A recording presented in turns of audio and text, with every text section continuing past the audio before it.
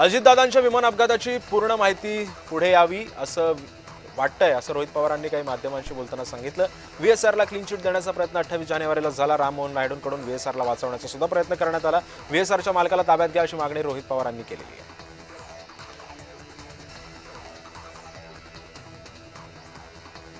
राष्ट्रवादी काँग्रेसच्या राष्ट्रीय अध्यक्षपदाची निवड उद्या सकाळी संध्याकाळी 5:30 वाजता केली जाणार आहे। मुंबईतील वरळी डोम इथं होणार आहे। कार्यकारी अध्यक्ष प्रफुल्ल पटेल हे राष्ट्रीय अध्यक्षपदाच्या संदर्भातील प्रस्ताव बैठकीमध्ये मांडणार आहेत। प्रस्तावाला पक्षातील वरिष्ठ नेते अनुमोदन करतील आणि त्यानंतर सर्वानुमते सुनेत्रा पवारांची राष्ट्रीय अध्यक्ष म्हणून निवड केली जाणार असल्याची माहिती सूत्रांनी दिली आहे।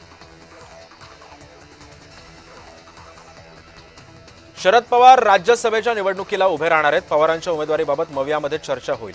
मवियामध्ये कोणतेही मतभेद नाहीयेत। राज्यसभा उभाटाला मिळावी म्हणून आदित्य ठाकरे आग्रही आहेत असं वक्तव्य संजय राऊत यांनी केलं आहे।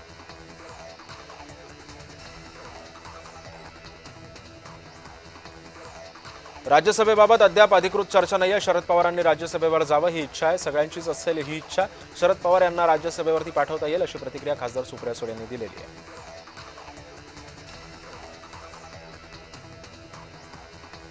मवियातून शरद पवारांनी राज्यसभेची निवडणूक लढवावी असं मत उद्धव ठाकरेंनी काँग्रेसशी चर्चा करणार आहेत। मी आणि जयंत पाटील आणि पवार सुद्धा उद्धव ठाकरेंची भेट घेणार आहेत अशी माहिती सध्या मिळते।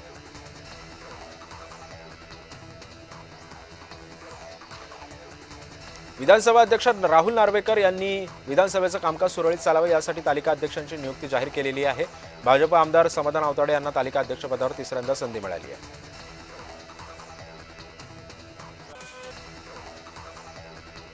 आमदार सुभाष देशमुख यांनी अर्थसंकल्पीय अधिवेशनामध्ये सोलापूर दक्षिण मतदारसंघामध्ये पोलिसांच्या संरक्षणाखाली अवैध डान्स बार सुरू असल्याचा गंभीर आरोप केला। सोरेगाव येथे मंजूर दरम्यान पुरावे आणि व्हिडिओ क्लिप पोलीस आयुक्तांना दिल्याचं त्यांनी सांगितलं। पाहणी होऊन सुद्धा कारवाई न झाल्यानं संशय व्यक्त केला जातोय। शिवभोजन योजनेसाठी 55 कोटी रुपयांची पुरवणी मागणी सादर करण्यात आलेली आहे। शिवभोजन योजना पुन्हा एकदा सुरळीतपणे सुरू होणार। राज्याचे मंत्री छगन भुजबळ यांनी या संदर्भातली माहिती दिली आहे। प्रलंबित देयके आणि खर्चासाठी पुरवणी मागण्यांमध्ये निधी मंजूर करण्यात आलेला आहे। कृष्णराज महाडिक यांची भाजपच्या महाराष्ट्र युवा मोर्चा अध्यक्षपदी वर्णी लागलेली आहे। भाजपच्या नवनिर्वाचित कार्यकारिणीमध्ये महाडिक यांना संधी देण्यात आली आहे। या पदावरती काम करताना छोट्या गावापासून मोठ्या शहरापर्यंत युवकांचा आवाज बनेल असं कृष्णराज महाडिक यांनी म्हटलंय। याच अधिवेशनामध्ये विधान परिषदेला विरोधी पक्ष नेता मिळण्याची शक्यता आहे। लवकरात लवकर सभापती राम शिंदे निर्णय घेणार असल्याचंही बोललं जात आहे। तर सतेज पाटील विधान परिषदेतील विरोधी पक्ष नेते होण्याची शक्यता आहे। राष्ट्रपती द्रौपदी मुर्मू आज नागपुरात ब्रह्मकुमारीच्या राज्यव्यापी मोहिमेचा प्रारंभ करणार आहेत। जामठा येथील विश्वशांती सरोवर इथं कार्यक्रमाचं उद्घाटन सायंकाळी होणार आहे। याचवेळी राज्यपाल आचार्य देवव्रत, पालकमंत्री चंद्रशेखर बावनकुळे सुद्धा उपस्थित राहतील।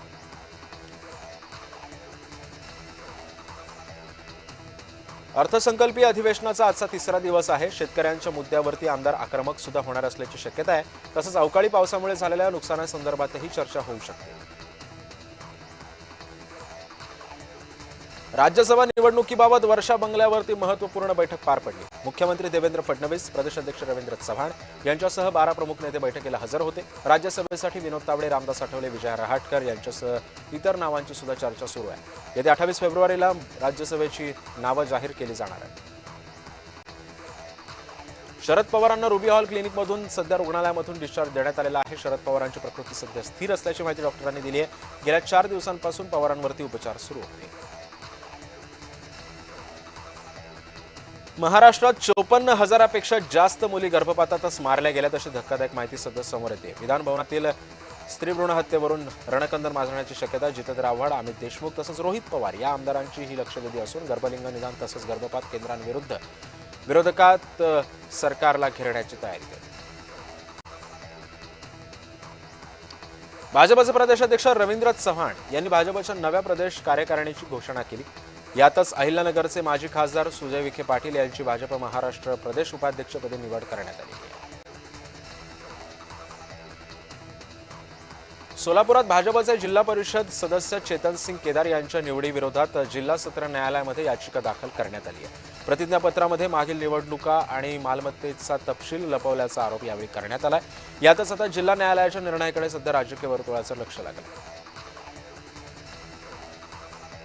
सोलापूर जिल्हा परिषद निवडणूक वादाच्या भोवऱ्यात सापडले. मोहोळ तालुक्यातील पोखर्रापूर जिल्हा परिषद गटाच्या निवडणुकीला न्यायालयामध्ये आव्हान देण्यात आलं आहे. पवार गटाचे नितीन निळे यांनी भाजपचे विजयी उमेदवार बालाजी नरुटे यांच्या निवडीवरती आक्षेपच घेतलाय.